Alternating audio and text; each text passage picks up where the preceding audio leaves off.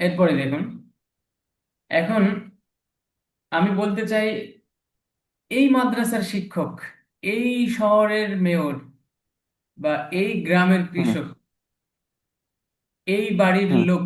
এই যে এইভাবে এই নির্দিষ্ট করে বলতে চাই, এটা এই এই ঠিক আছে, এই হ্যাঁ বইয়ের পাতা, এই কিতাবের পাতা, বা এই দোকানের কলম, এই যে হুম এই আমি নির্দিষ্ট করতে চাই, তাহলে কিভাবে বলবো? দিস। দিস মানে কি? This of. দিস মানে এটা। হ্যাঁ, দিস দিস মানে এটা। মানে এইটা। তো যখন শব্দ বাক্যের এটা মাঝখানে আমরা অফ দিস এভাবে নিয়ে আসবো, তখন এই, তখন কি হবে অর্থ? এই। এই হুম খেয়াল করুন। এই হুম স্ক্রিনে খেয়াল করুন। দ্য টিচার অফ দিস যে মাদ্রাসা, দ্য টিচার অফ দিস মাদ্রাসা, দ্য টিচার অফ মাদ্রাসা মাদ্রাসা, এই মাদ্রাসার মাদ্রাসা শিক্ষক, এই হুম মাদ্রাসার শিক্ষক। শিক্ষক। হ্যাঁ, the farmer of this village, এই হুম গ্রামের এই কৃষক, গ্রামের কৃষক।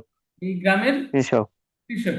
কৃষক। The mayor of this town, এই শহরের হুম এই মেয়র। শহরের মেয়র।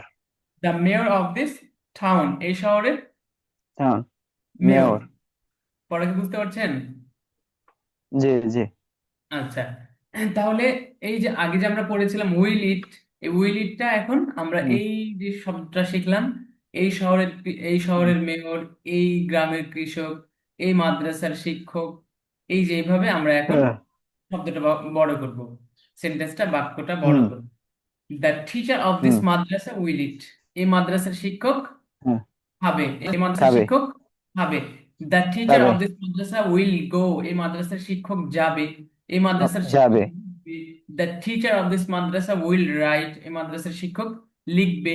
দ্য টিচার লিখবে of this Madrasa will play, এই মাদ্রাসার শিক্ষক খেলবে। এই যে এইভাবে, লিখবে। ঠিক আছে। হুম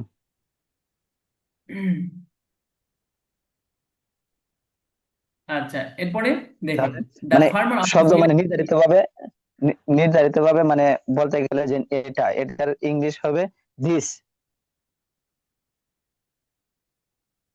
হ্যাঁ,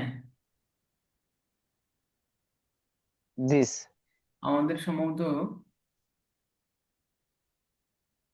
উম, নির্দিষ্ট একটা সময় পার হয়ে গেছে, যার কারণে লাইনটা কেটে যাচ্ছে। একটু wait।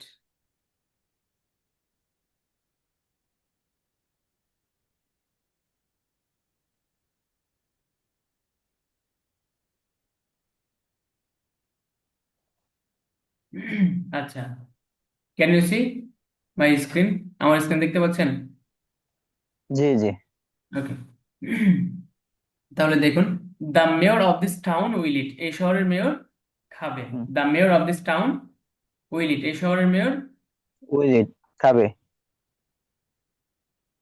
আচ্ছা, এগুলো হচ্ছে আপনার কোয়েশ্চেন এন্ড অ্যান্সার।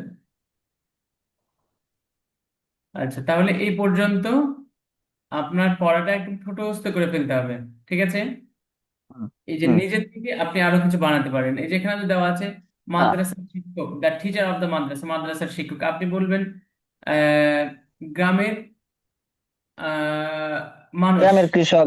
গ্রামের গ্রামের একটা ভাই। গ্রামের দ্য চাচা। ম্যান অফ দ্য, মানে সবকিছু। হ্যাঁ, hmm village, the man of the village.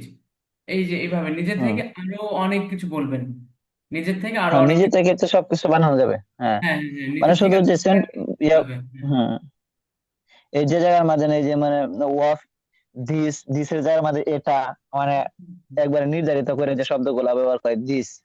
হুম যেমন আমি বলতে পারলাম the the father this right will write মানে হুম। এখানে আমার খেয়াল বাবা করবেন, খাবে।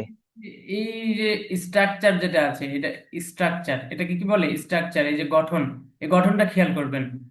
এই যে এখানে শুরুতে দা নিয়ে আসবেন, এরপরে যে শব্দটা বলছেন এই শব্দটা নিয়ে আসবেন, এরপর মাঝখানে অফ নিয়ে আসবেন। এখানে যেভাবে আছে হুম, একটা মুখস্থ করে ফেলবেন।